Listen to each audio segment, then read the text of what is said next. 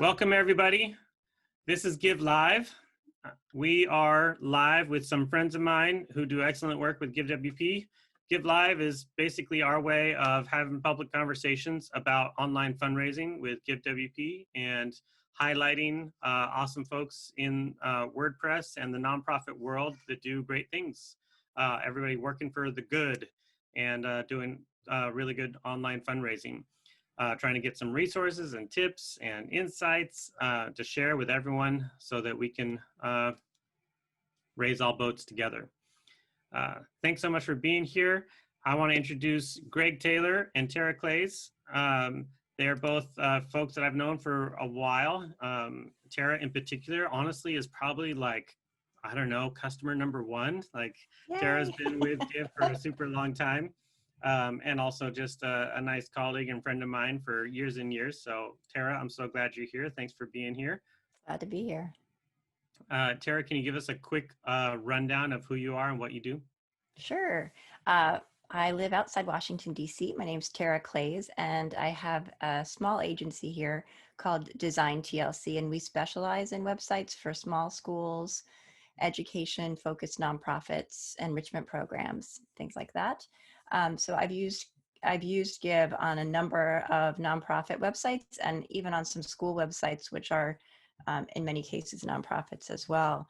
And I started using Give, gosh, I think it was 5 years ago as part of a strategic partnership that I have in another business called Nice Work. And we have a very large nonprofit in Arlington County, Virginia, where I live called AFAC.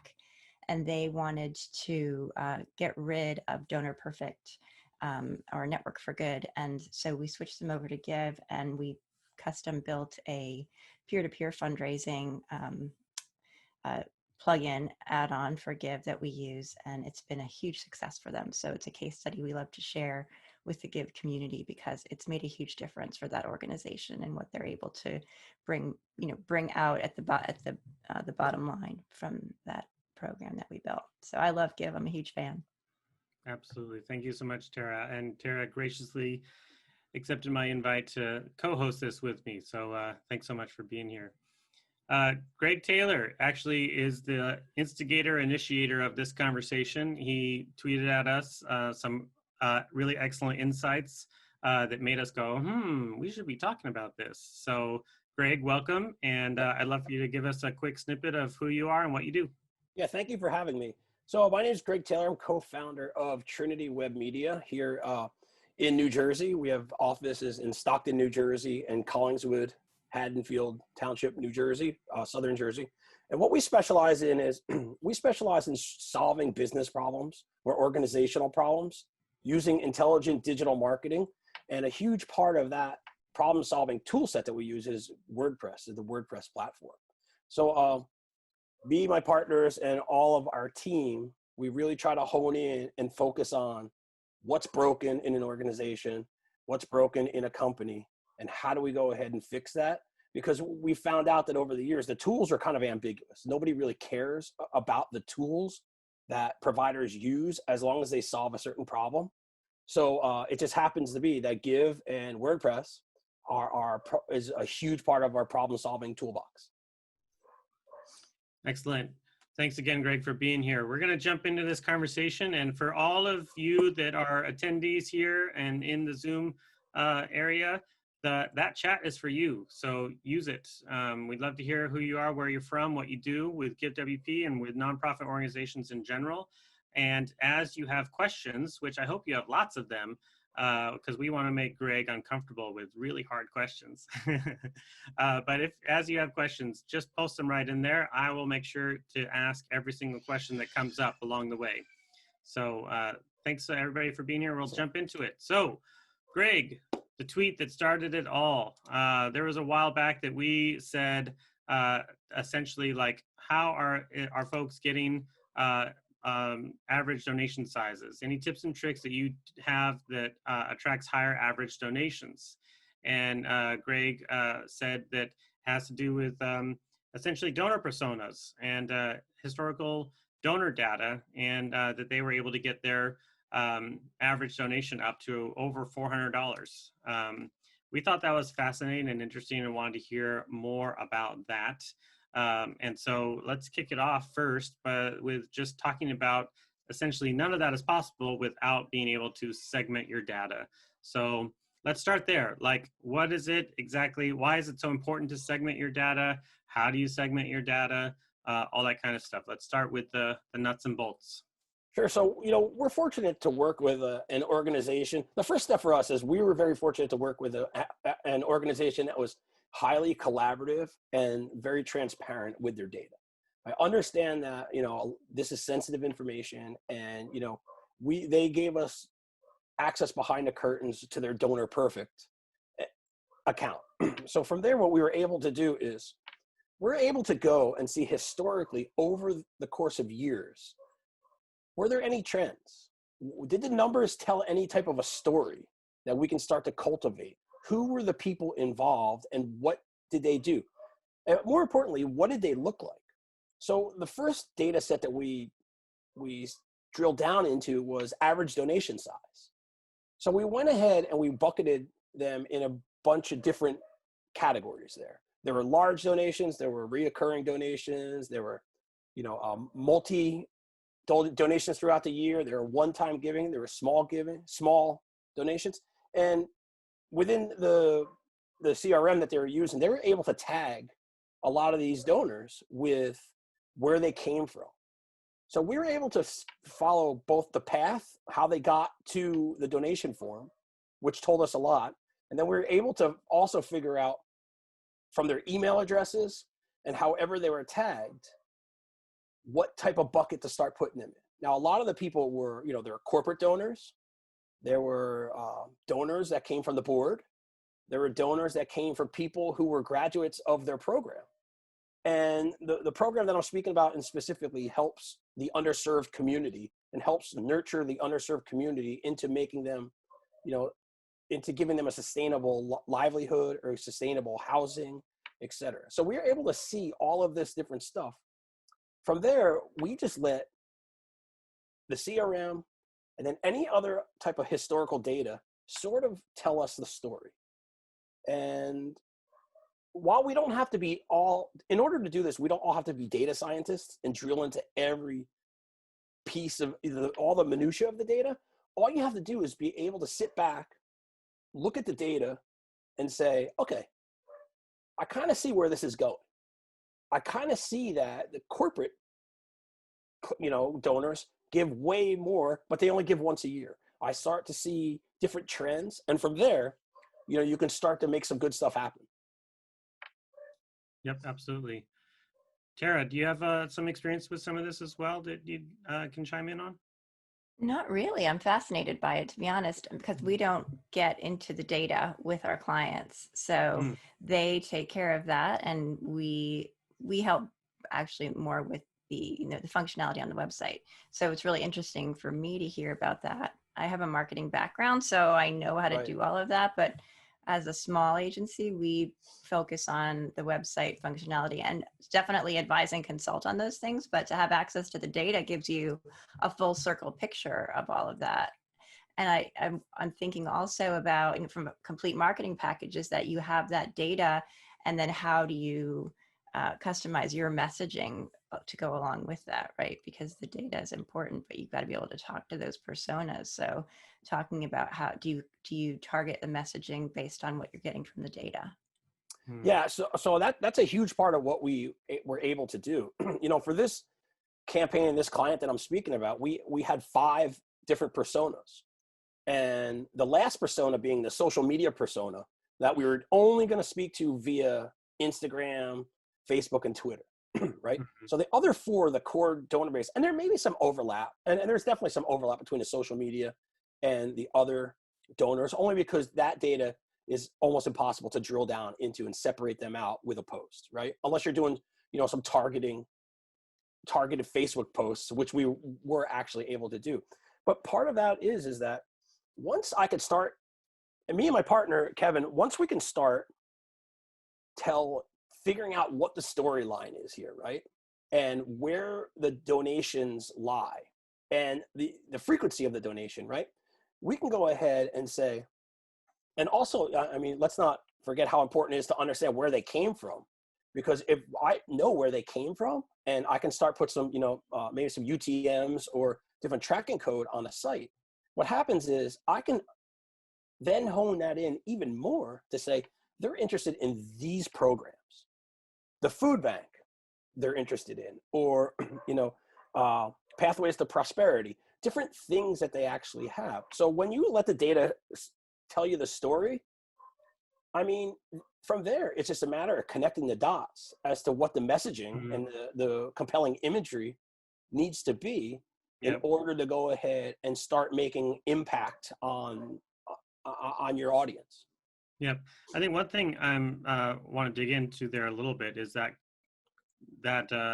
connection between what Tara was saying. Her responsibilities are building it out on the website, and what you were saying, going from building it out on the website to being able to have the data that you need to do these types of campaigns. There's kind of like a lot that has to happen between those two things. So, for example, when a client comes to you, Tara, and says, "Oh, we really need to do online donations," that sounds like, "Oh, well, let's put Give on there." But like, well, how exactly want to online donations? What are your goals with online donations? Right. Let's make sure it's not just Give, but it's that Right. Give is doing all the things that it needs to do in order for you to reach your goals, not just today, but a year from now. Right. Can you speak into that a little bit, Tara?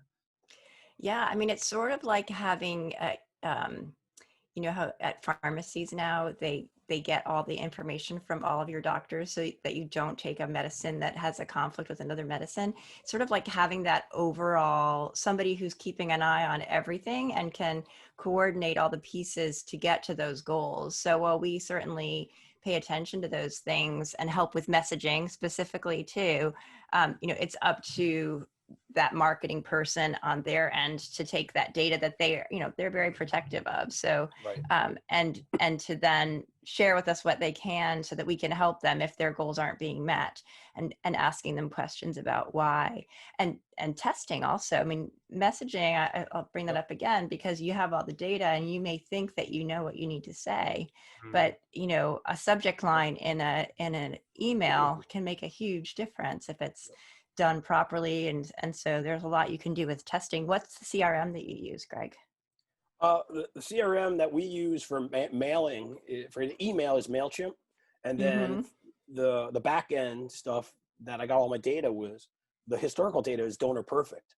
Now, after being into this for 18 months, this year when we go ahead and we do this year's Giving Tuesday and annual appeal, we have even more data because we have the data that Give has provided us with and the amazing reporting functionality that we have. So now we have 2 data sets, right? So I can go ahead and say, okay, Donor Perfect tells me all of this. Give tells me this, right? How do we go ahead and now do we connect the dots and make our story and make our messaging even more compelling? So, I mean, those are our main ones. They have other historical data, and, emails are also a kind of a good way to start to develop some personas. If you have an email list, if you have jane12@gmail.com, you can kind of see, okay, you can make an assumption that that's a personal donor. If you have jane.williams@bankofamerica.com, you could sort of make an assumption that is, a corporate donor. And I mean, the thing that we try to do is, we try to review what we do, refine what we do, and repeat what we do. We always work on the review, refine, repeat methodology. In the beginning, a lot of, smart people on my team and in my company invite me into the room and they say, okay, let's start talking about this. And what happens is we make a lot of assumptions, right? And then we run these assumptions by the client and we review it. We refine our data and we refine everything. And then what we can do is go ahead and say, does that make sense? And a lot of times we say, yeah, I think so. And we go through a specific email cycle where, we go through when we're doing a campaign, we have a specific 5 strategic emails that we send out. after every email, we can go ahead and say, are we right or are we wrong? How can we move this along? How can we nurture somebody who is in persona 1 and graduate them to persona 2? And that's just some of the, a lot of the assumption and a lot of the ongoing tweaking that we need to do throughout the campaign. Nice. So let's move into the next question or area topic. Jonathan actually asked a question that is basically what we want to talk about regardless. So he says, what are good segments to look for? You mentioned source, corporate, frequency, but what else? I think when you and I talked previously, Greg, what I liked about the way you talked about this was that there's not necessarily a cookie cutter answer to that question. It's really more about being an investigative journalist with your data, right? Right. And what it is, again, and that's a great question, Jonathan. What we want to do is we want to go ahead and let the data start telling the story. I think that if you look at your data and if you have data, let that data, start to flesh out as you find commonality, right? From there, if you're blessed enough to have 5-10 years worth of data, oh my gosh, that story should start telling itself quickly, right? If you only have 1 month of data, okay, the story is going to be a little bit more vague. If you have 0 data, let's start collecting data, right? And Give is a great way to start doing that. So I think that, the answer is, like you said, Matt, is there's no cookie cutter answer. There's nothing out of the box. But I think the more time that you drill down as to what's important to your organization, what moves the needle on the for the organization, and what nurtures the donor along in a manner that they don't experience donor fatigue, right? I think that the segments are going to start to become apparent to you and to your organization. Excellent. And honestly, I wish I had a better answer. I honestly wish that I could tell everybody, do this, do this, do this, do this, do this, and then you're gonna knock it out of the park. But it's simply not that. Yeah, there's some experimenting and trial and error and everything. Right. I'm curious about your persona process because, as a formal marketing agency takes, if you Google personas, right, you'll find templates for personas where you get the picture of Jane, the housewife, and, Joe, the CrossFit trainer, with those different personas, and you get a picture and you give them a name and you sort of give them a personality, and that's who you're speaking to. Do you go through that as part of your process? Is it that formal? I'll use the word formal. I don't know if that's correct or not. I don't know if formal is the right word because really at Trinity Web Media, there's hardly anything formal, but exactly. I think that, what happens is we definitely do go through that exercise. And when I lived in Arizona, I was fortunate enough to do a lot of work with a data scientist named Susan Beyer of Audience Audit. And Susan Beyer, I've stolen a lot of this process from Susan's process. And what it is Susan Beyer is a big proponent of, let's not define your personas with standard and typical demographics, right? That 18 to 25-year-old person making $19,000 to $25,000, right? They're only going to stay in there for so long, right? So if we start developing it by typical demos, I think we're going to be short-sighted. What we try to do is we try to identify our personas and create our personas, and we create Susan, Diane, James, all of those people. We put names to the personas, but we try to do that with behavior. And if we can do that with behavior, we can understand how to reach them better. Nothing's worse. I just turned 50, right? And nothing's worse than getting things in the mail that's targeted to a 50-year-old, right? I'm like, come on. But what happens is when you're able to go ahead and say, oh, I'm marketing to him because he is into fitness, or because he plays guitar. And then we start, because of behavior and different attitudinal segmentation, then you really start to understand who your people really are. Greg, can you drop a link in the comment there, in the chat there for Susan Beyer? Certainly. Susan, you owe me dinner. Yeah. Yeah. Okay, cool. Awesome. Excellent. So next we want to move a little bit into more of the tech itself. We've mentioned Donor Perfect as a CRM. We've mentioned MailChimp as a CRM. And those two pieces of tech are so drastically different from each Right. other. They are. And Give, of course, has donor management functionality built into it. We do purposely say that we're not a CRM in and of ourselves, but there is strong donor management in there. You know, in order to actually be able to execute this type of campaign, what do you want to make sure is there tech-wise? So tech-wise, obviously you want to have a solid WordPress install, a solid WordPress site that's responsive, that tells everybody exactly what you do, why you're important, and what's your story, right? That's like the minimum barrier to entry. From there, what we try to do is we'll export all of our data from Donor Perfect or from whatever CRM that we have and put them into different segments within MailChimp.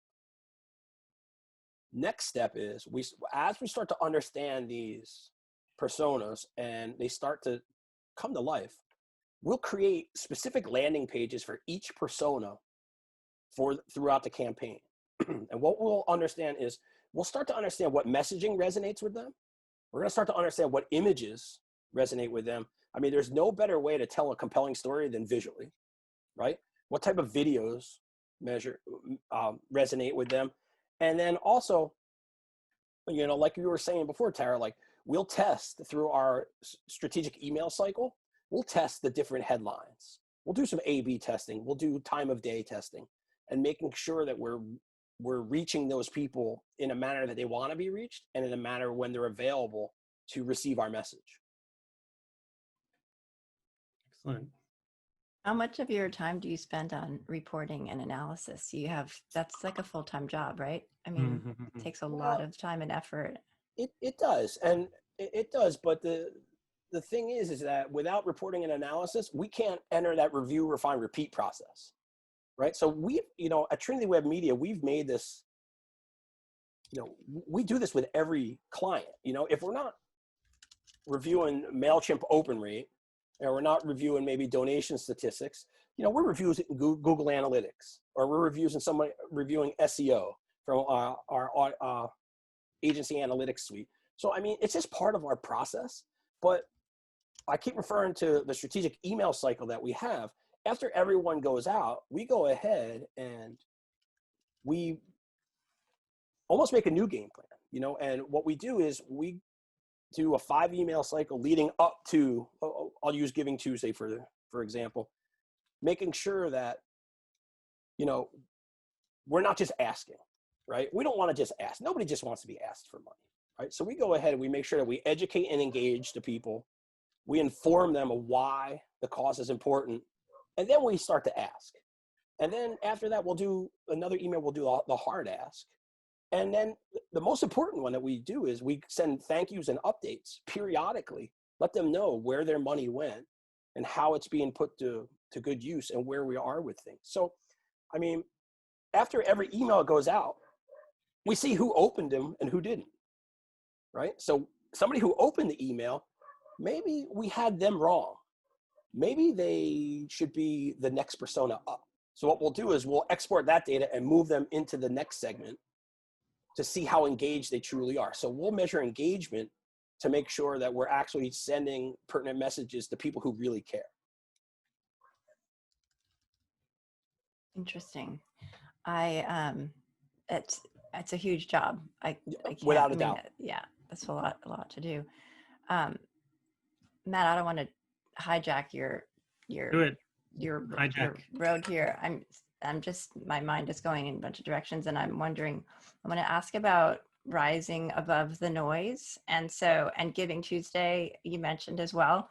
And with the election coming up, I'm probably not alone in somebody who's made a few political donations. And so my inbox is literally overloaded, even though I've even unsubscribed, with emails asking me to donate to political campaigns. And so and I've donated a lot to nonprofits as well. So I can't even manage that. And so there's nothing that rises above the fold. I mean, I've seen every headline, every, urgent message and all of those things, but I just don't even open them anymore because there are so many. So I'm wondering if you can talk a little bit about your experience with that and maybe other ways, social media probably being one, where you've had some success or what that you're testing out to help with that issue.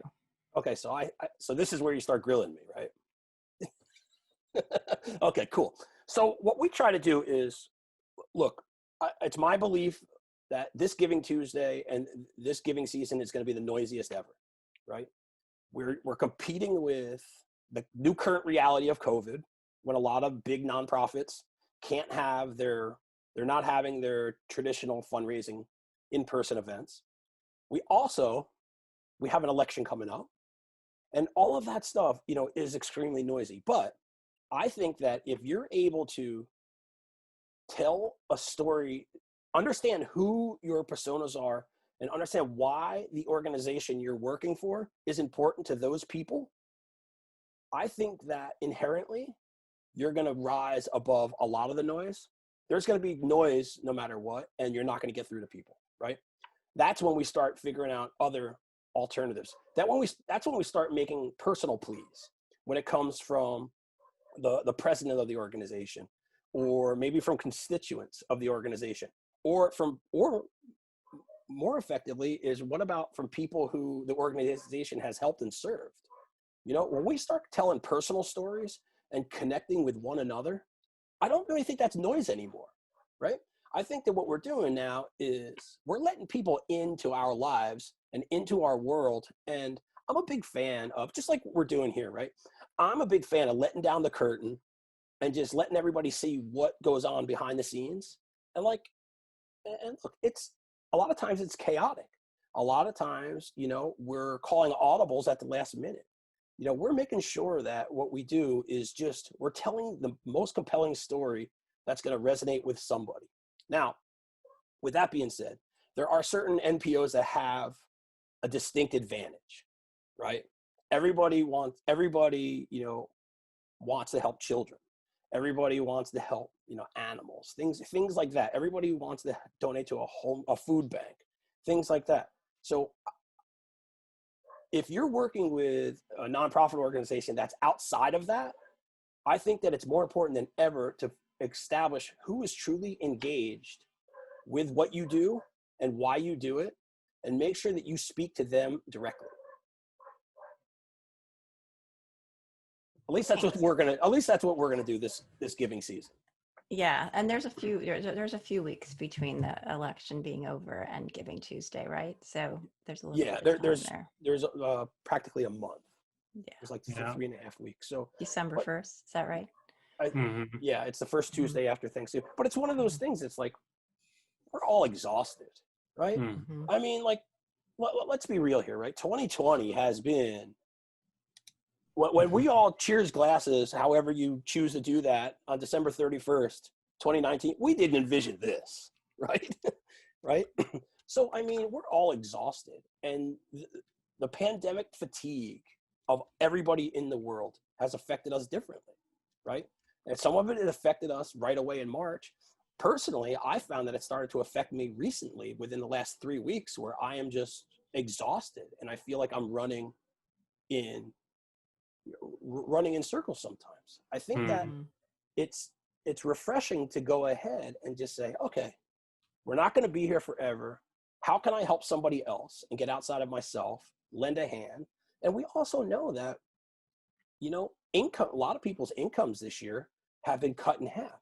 There's a lot of people, a lot of industries, like the event industry, they're still not back to work.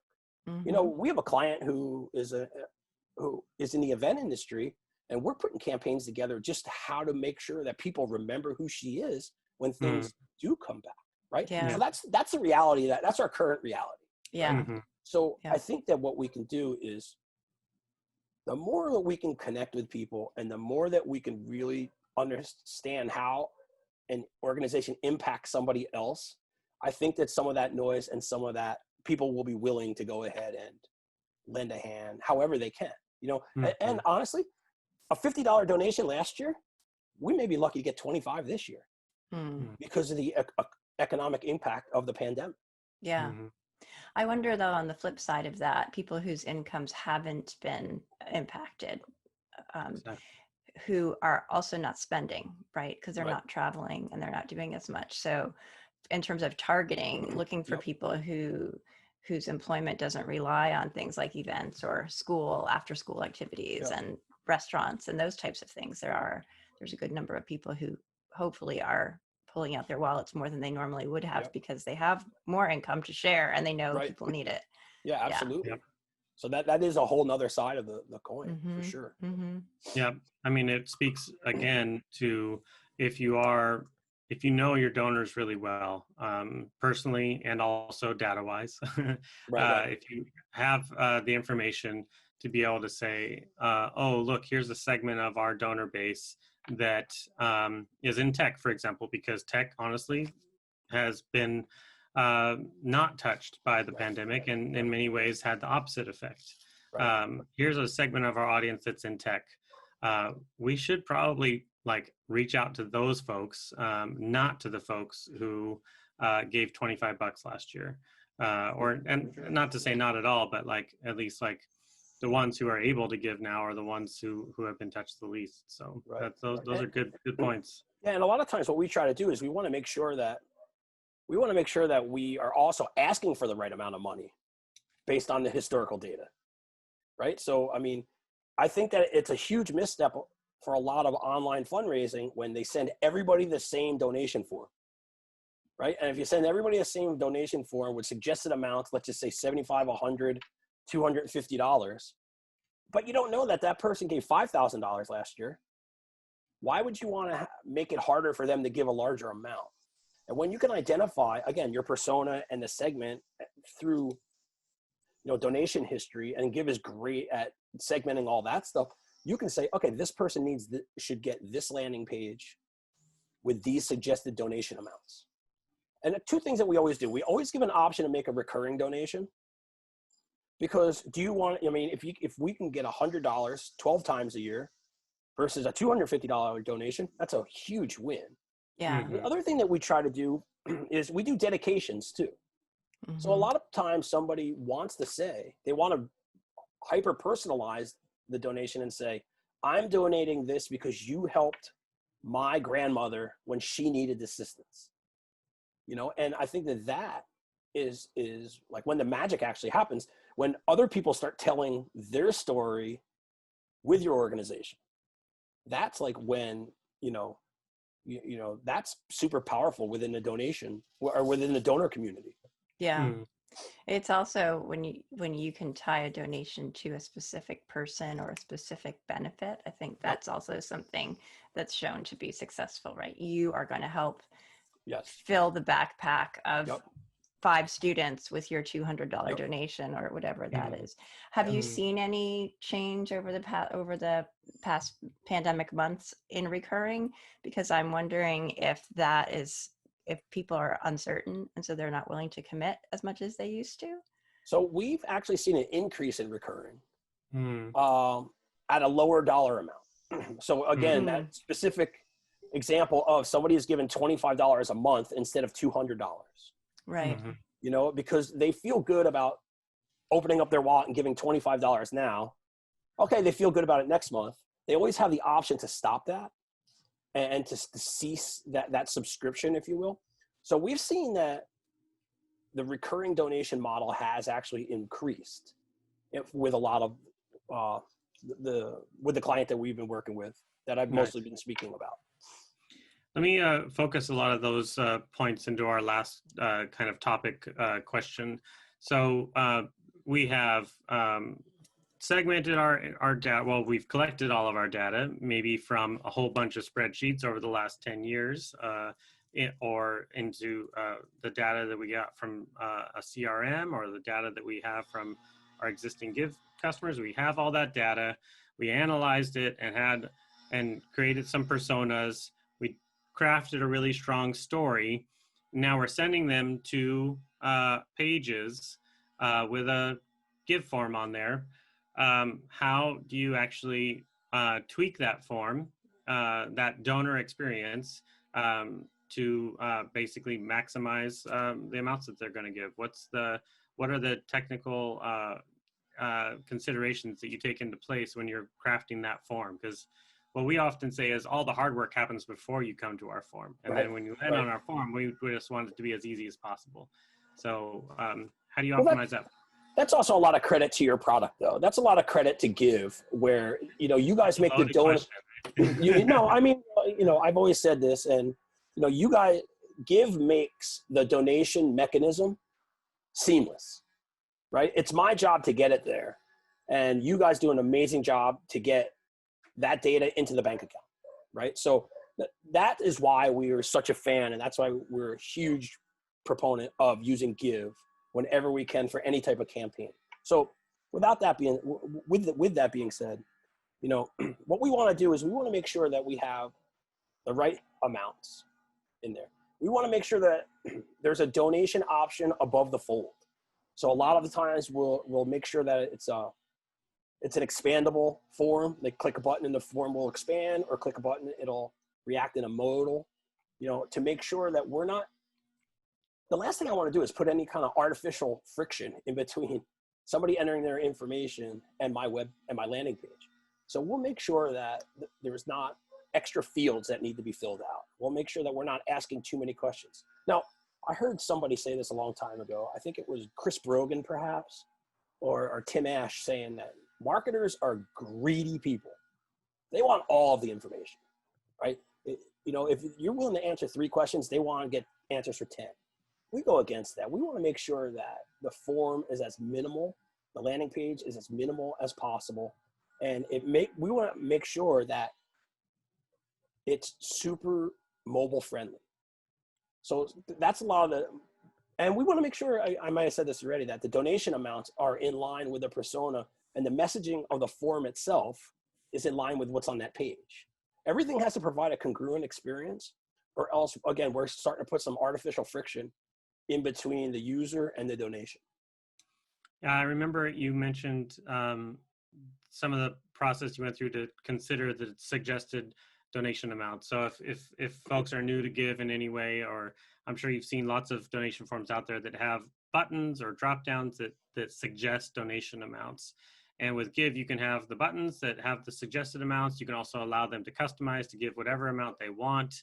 But the power of the suggested amounts themselves is pretty significant. If you suggest somebody to give $5 and 10 and 15, probably the max you're going to get on that form is probably 15. But if you suggest 25, 50, 100, you're going to be getting $100 donations. So can you speak into that just a little bit, Sure. Greg? And that's all, that we understand that in the beginning with the personas. Within the personas, a lot of times the personas are developed with not only the behavior of the person and, the experience with the organization, but it's also the historical donation amount. So if you donated $75 last year, that's great. Thank you. We would love for you to give 100 this year. So what we do is we figure out what's the average donation of that persona. And then from there, we'll tweak it and we'll ask for, a percentage higher to try to move the needle, but still have that average donation number as a suggested dollar amount. We always make sure that we have other, because I'll tell you what, by having other, you get surprised once in a while. Like we've had a couple of campaigns where we had high dollars, like 2,500, 500, I'm sorry, 250, 500, 750, and 1,000, and people have written in 2,000. And so always have that other.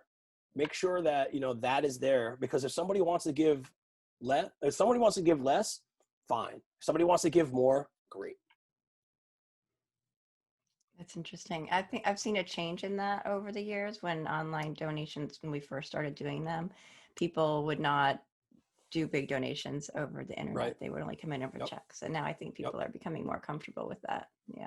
Yeah, and I think that speaks to how seamless the transaction is. Mm-hmm. Like if I was asking, look, if somebody was asking me, I'll flip the tables, to donate $2,000, and they give me a PayPal link, No, to me while it's a great company and it serves its purpose, what happens is, to me, you kind of lose some credibility that they're not doing it all within your infrastructure. And the more that you can have people stay within your infrastructure, not push them out to like a Stripe form or a PayPal, I think that just breeds confidence in the donors. Yeah. There is also the way in which the larger the donation, the more significant those credit card fees are, for sure. I don't know, either of you, are you experimenting at all with the fee recovery add-on that we we use it all the time. Yeah, we don't do it without that. Likewise. Likewise. Yeah. Do you find that, do you have off the top of your head like a percentage of donors that opt into that? Yeah, about 45%, something like that allows us, we'll do it. Again, and typically you would think that it was on the smaller donations. Typically it's on the bigger donations, because they're more educated in the philanthropic world, that they understand that there's a high cost of business. And they also do it because, and I know this firsthand, they do it because they want all of their money to go to the cause. It helps a lot that it shows, that functionality shows what that amount is. So it doesn't just say cover the fee. It shows you that it's going to be $200 fee on your, whatever donation that you're doing. So that really helps a lot, or $50, whatever it is. Yeah. Like and every $1,000 donation it's going to cost you at least $30. So. Right. Yeah. And the fees, we're dealing with, like I said, we're dealing with fee recoveries of $30, $40 at the most. Most of it, a lot of times, $9, $8. But every dollar, that adds up. If you have, over the course of a lifetime of, the donation mechanism being in place, those fees add up. And, where could all those fees go to better serve the community? Yeah. Excellent. Yeah. Tara, do you have any last final thoughts? What has all this made you think about for your agency and things you can be doing? I'm always fascinated by data, and I wish that I had a bigger team that could, cover all those bases because if you have 6 clients, you need a whole dedicated team really to be tracking all that data. And we're not that size of an agency. So we rely on our clients to do that. But I think it could be really instructive to them to give them direction on what to do. So that's been really helpful to hear how you serve that need for your client yourselves, but also how you're probably educating them at the same time and guiding them a little bit. So I found that really interesting. And typically it's my partner who starts doing all the heavy lifting with the data, only because he's the CFO of the company. So his mind is already wired that way. He's very linear, right? Where I'm abstract, where I'm connecting the points. I'll get from A to Z, but it's not going to be in a straight line. Trust me. Where Kevin will go ahead and he'll say, okay, we have this, we have this, we have this, we have this. And then from there, he can bring it to me and say, okay, now I start seeing what's going on. So I'm fortunate enough to have a business partner and brother, Kevin Everly, who is fantastic at thinking that way. Yeah. You really need that overarching, somebody who looks at all the pieces, because you can't just look at the Give data, and you can't just look at the MailChimp data and the Google Analytics data. You have to look at it all together, and you have to really love spreadsheets too, I think. Which I really do. Ask my team how much I love spreadsheets. Everything goes in a spreadsheet, everything. And that's one of the things, like we talked about, like if we can work with the right clients who have the transparency to allow us to be collaborative, that's fantastic. If you work for a nonprofit and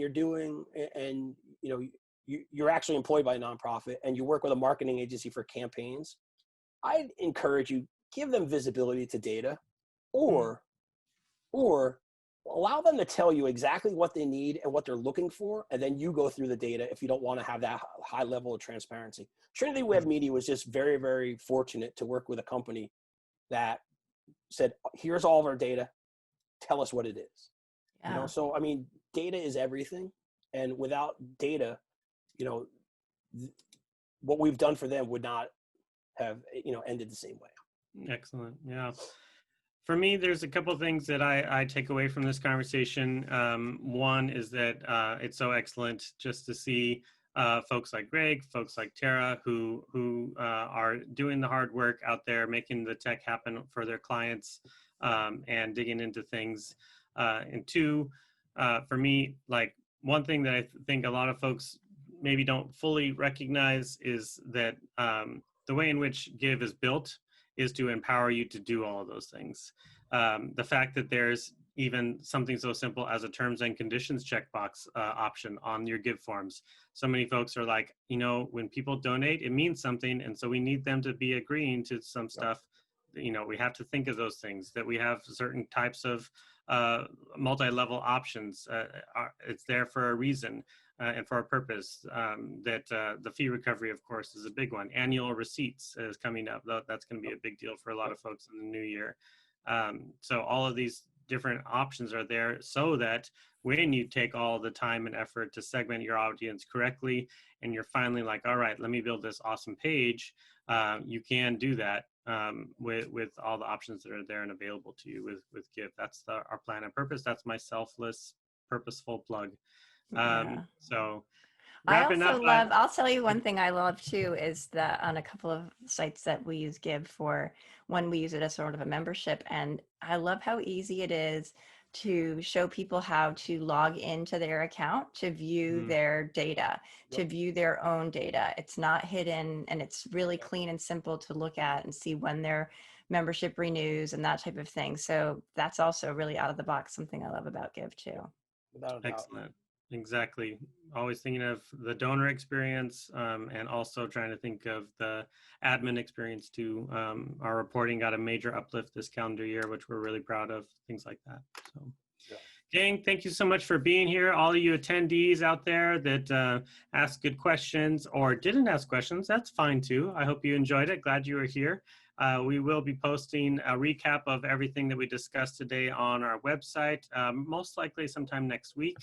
I want to thank again Tara, good friend and colleague, for being here. Thanks so much, Tara. Thanks for having me. Absolutely. And Greg, thank you for your insights and all of your work and advocacy. Appreciate it. Thank man. you. Thank you for having me. Absolutely. Thanks. Everyone have a good day and stay safe out there. Bye. Bye now.